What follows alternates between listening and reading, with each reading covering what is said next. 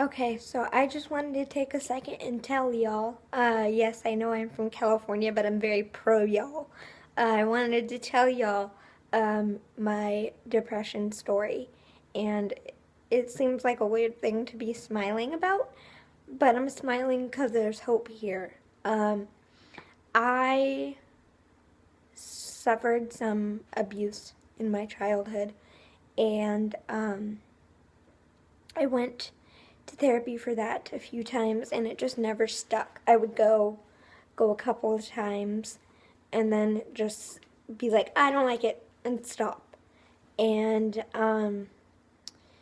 when I was a freshman in college, my best friend at the time, I confided in her that I was depressed and I was having suicidal ideations. If you don't know what that is, it's basically suicidal thoughts, but without the action.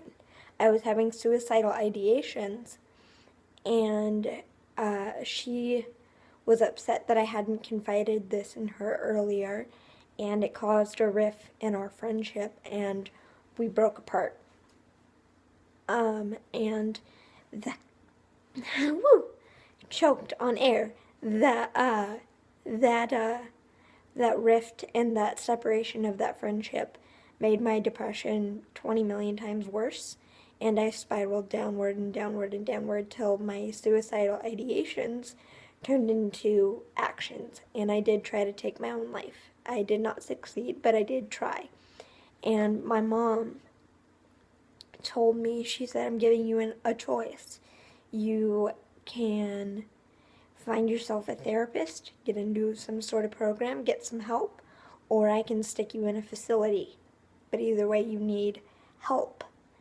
And I said, okay, and I found a therapist, and I've been with that therapist for 3 years, and we've worked through my issues with that ex-friend. We've worked through some issues having to do with my dad. And when we were working through those issues with my dad, I started having trouble with my anxiety. I have generalized anxiety disorder, and it got to a point where I wasn't sleeping. I hadn't slept in something like a week, and I was afraid for my own safety, and I took myself to the hospital, had myself admitted and checked out, and that was probably the lowest point in my life. I know it sounds so cliche, but I cried on a nurse's shoulder, and they got me some sleeping medication and had me see a psychologist, and just, got me into a right place, and I got into a therapy group where I now have a really good, strong, supportive group of friends. I got a phone call and it stopped my filming, but anyway, I now have a really, really super supportive group of friends who support me emotionally. They're there for me physically, and they've been through a lot of the same or similar situations.